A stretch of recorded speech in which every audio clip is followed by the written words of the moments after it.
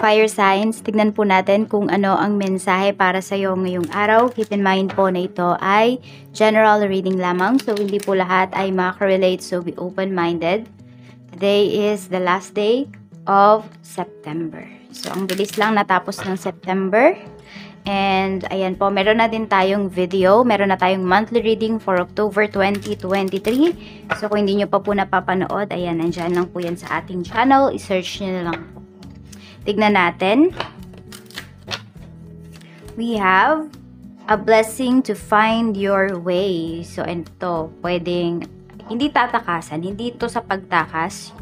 Kung hindi, malalaman nyo, fire signs, kung paano nyo paharapin ang inyong mga problema, kung paano nyo masosolve yung mga problems, or could be hindi naman to problems, kundi yung mga gawain po ninyo ngayong araw. Malalaman ninyo kung paano nyo ba mapapabilis, paano ba kayo magiging productive ngayong araw na ito. So, meron din, pwedeng tignan nyo, kasi dito sa picture natin, sa card natin, is madamo na siya. So, pwede po magtatabas yung iba sa inyo ng damo, dyan sa inyong bakuran. So, pwedeng meron dito nagla-landscape, o kaya naman yun. Basta parang nililinis nyo yung inyong paligid ngayon. So, pwedeng nag-iingat yung iba sa inyo sa mosquito, yun ba, sa dengue. Yan po, sinisinop yung paligid. Mayroon tayo ditong a blessing to shield and safeguard you. Yun nga po, nag-iingat talaga yung iba sa inyo. So, iba naman talaga yung maingat. Sabi nga, di ba, prevention is better than cure. Mayroon tayo ditong a blessing on your wisdom. So, may mga tao din dito na po pwedeng malalaman mo or makuha mo kung paano ba, matatansya mo kung ano ba yung sasabihin mo sa kanila at dapat mong sabihin or dapat mong ipayo kung nahihingi sila ng advice sa'yo. Fire signs.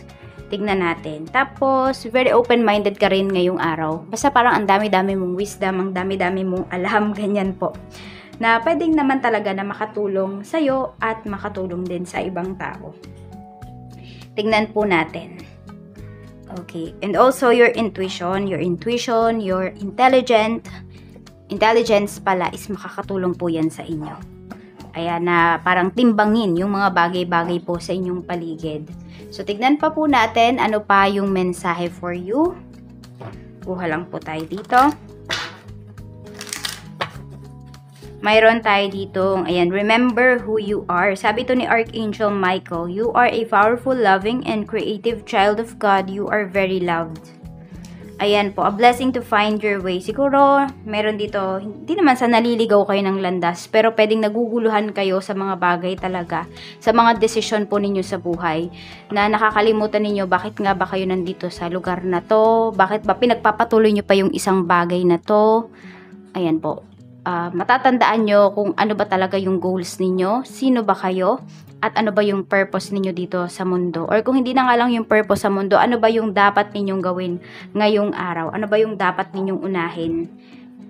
Baka meron nagiging makakalimutin na. So, refresh nyo po yung mind ninyo. Magbasa kayo ng books kung kinakailangan. Kasi pwedeng yun nga, medyo meron din dito pwedeng nagiging mahina na yung inyong isipan. Nagiging makakalimutin. Siguro dahil sa stress. We have chakra clearing mula ito kay Archangel Metatron. So, balance nyo po yung inyong chakras. Ayan, so that is also your protection sa mga psychic vampires, sa mga tao na hindi maganda yung dulot sa'yo, sa mga tao na parang kapag may ginawa lang sila sa'yo, or may nasabi lang sila sa'yo, pwedeng nagiging sobrang affected ka. So, try to balance your chakras para hindi ka masyadong maapektuhan ng mga bagay-bagay na yan or ng mga tao na yan. Tignan po natin, blessing on your wisdom. We have creative writing. Meron dito dinadaan nyo sa pagsusulat, paggawa ng poem, ng kwento, yung inyong mga nararamdaman. So, mas nagiging creative talaga kayo. Mas lumalalim din yung inyong kaalaman, yung pag-intindi nyo. Fire sign sa mga bagay-bagay. So, hindi kayo, parang alam mo yun, meron dito hindi kayo mabilis mairita ngayong araw. Meron din naman na yes. So, kung ito kayo, naiirita kayo, balance nyo yung chakras ninyo, mag-meditate kayo, magmuni-muni kayo, maglakad-lakad kayo ng nakatapak. Ayan, basta make sure lang na walang mga bote, alam nyo, hindi kayo masusugatan. Lalo na ayan, sa mga naglilinis dito ng kabahayan, naglilinis ng paligid, try nyo po, ayan. Also, di ba, nakaka-help na kayo, naglilinis na kayo, tapos, nawawala pa yung toxin sa inyong katawan, at nababalance pa yung chakras ninyo pag nakatapak po kayo, barefoot. So, tingnan natin kung ano pa yung mensahe. Spirit guide, mensahe pa po natin kay fire signs. Mensahe pa po natin kay fire signs. We have, meron tayo dito, ayan, may opportunities para sa'yo ngayong araw. Actually, itong araw na to mismo. Itong September 30 is an opportunity para baguhin mo yung mindset mo, para baguhin mo yung mga bagay na hindi mo gusto pagdating sa life mo. One step at a time, fire signs. Hindi naman kailangang madaliin kung ano man itong mga pagbabago na gusto mong gawin. Meron kang mga ine-expect ngayong araw, could be, ayan po, magiging masaya naman yung karamihan sa inyo dito kasi yung mga ine-expect po ninyo, pwedeng talaga naman na marireceive ninyo kasi deserve nyo talaga. We have Ace. We have Earth signs, Taurus, Virgo, Capricorn. So, may opportunities para kumita ng pera, another day para kumita ng pera. May opportunities dito para madagdagan yung inyong kaperahan. Ayan po, tingnan natin. We have stalemate. Okay. Pero meron din naman dito, ayan, parang, kasi we have avoidance. Medyo may iniiwasan ba kayong topic regarding your finances, regarding your stability. So, pwedeng meron kayong hindi hinaharap dito. Parang, okay na yan. Parang, oo, ayaw nyong pag-usapan. Hindi kayo komportable. We have party.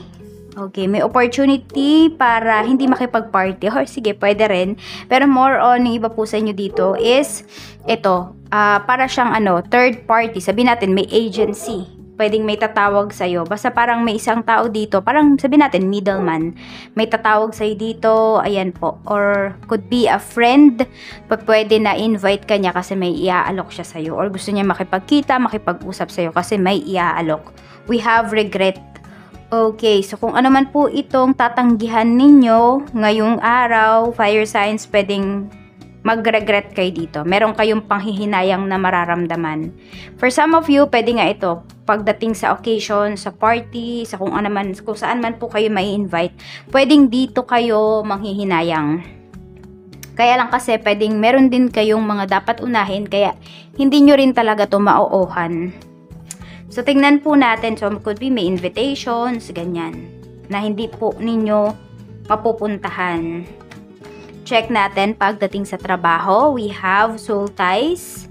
Marami dito ay, ayan po, pwedeng nawawalan kayo ng gana sa trabaho ngayon. Maaalala nyo, fire signs, bakit ba kayo nandyan sa trabaho na yan? Hindi lang dahil sa kita, hindi lang dahil sa no choice kayo, kung hindi, mas malalim po kung bakit nandyan kayo. It's either, dyan mo makikita yung progress, okay, sa career mo. Yun nga lang, siguro ngayon wala pa kayong nakikita, kaya feeling ninyo, naliligaw kayo ng landas, feeling ninyo, wala kayong pag-asa dito na umunlad sa career na pinili po ninyo. So, tiyaga lang talaga. Kasi yung iba po sa inyo, ayan o, nandyan talaga. Diyan kayo nakatali. Parang sabihin na natin na for some of you, hindi man siguro dyan sa current career ninyo, pero same industry po. Same industry, dyan lang kayo talaga iikot. So, tignan nyo po, kung meron namang other opportunities, why not? Pero okay lang din kung lalabas naman kayo sa comfort zone ninyo. It's up to you. Pagdating sa inyong business, we have higher self, we have activation. Marami dito is you're very proud sa negosyo mo ngayon. And also, mataas din po yung sales ninyo. Nandoon din kasi na protected po kayo. Hindi ko alam kung may mga ritual ba kayong ginagawa, fire signs, pagbukas ng inyong negosyo, or pwedeng yung buena mano ninyo ngayong araw, talagang buenas talaga siya. Okay? So, pwede na, pag siya yung bumili, talagang, ubos ang inyong paninda, or malaki yung kita po ninyo. So, a blessing to shield and safeguard you. So, sobrang napakaingat nyo po kung meron kayong mga parang merong tinetapan dito, parang mayroong mga pinapacked, yun po, yung kunwari meron kayong mga online transactions, mga ganyan. So, napakaganda po ng packaging ninyo, talagang napakaayos. Iniingatan nyo talaga yung inyong produkto. Ayaw nyong mabigo doon, ayaw nyo mabigo kayo doon, or mabigo yung mga clients ninyo, yung mga customers ninyo sa products po ninyo. So, gusto nyo ay talagang maayos nila yung ma-receive. So, tignan po natin, maganda po yung kita ninyo ngayong araw na ito. Tignan natin, pagdating naman po sa kaperahan, we have seeds. Ayan. So, ano ba ang mga tinatanim ninyo ngayon? Ano ba yung mga pinagkakaabalahan ninyo? Talaga pong mag-focus kasi may uusbong. Okay, meron dito, meron kayong inumpisahan na business, di nyo pa nakikita na umuunlad siya, pero uunlad din po yan. Meron kayong bagong trabaho, naiinip kayo kasi pwedeng matagal yung pasweldo, hanggang ngayon wala pa. So, marireceive nyo naman talaga yan. Ayan o, pwedeng ang kailangan nyo dito ngayon, fire signs, ay pag-aralan saan nyo ba dadalhin yung pera ninyo. Baka meron dito may bibilin kayo ng mga art materials. Could be, kung hindi po yan para sa inyo, pwedeng para sa anak ninyo. Pero kasi may iba dito pwedeng nagpe-painting po kayo, or kung hindi painting, cross-stitch ba yan? Basta parang you are into art, fire signs. So baka nga meron kayong mga bibilhin dito ng mga art materials. Tingnan po natin, pagdating naman sa love life, we have thoughts, isolating. We have transformation. Meron tayo ditong receive. Parang ito din yung energy, ano. Meron tayo ditong suffering. Ayan. Meron ditong nagsisisi. Ayan po. Meron ditong nagsisisi. Could be your person. Parang nakikita mo din na yung person mo, yung karelasyon mo, yung asawa mo, nagbabago na siya. And pwedeng yung pagbabago po na ito ay medyo hindi nakakabuti pagdating sa relationship ninyo. Kaya parang napapaisip ka dito, ano ba yung maling ginawa mo sa person mo? Nasaktan mo ba siya? Na-offend mo ba siya? Ano ba yung nangyayari? So, some of you, di kayo aware dito sa nangyayari or sa nararamdaman ng person mo kasi pwedeng hindi siya nagsasabi sa'yo. So, di ba, a blessing to find your way? So, pwede pong makakahanap kayo ng paraan para makapag-usap kayo ng masinsinan. So, meron siyang meron siyang dinaramdam na nangyari in the past. So, ayan lang po ang mensahe at ito yung lucky numbers mo, 36, 45, and 24. Ang lucky color naman ay violet, purple, or blue. Mag-ingat po kayo always and more blessings to come.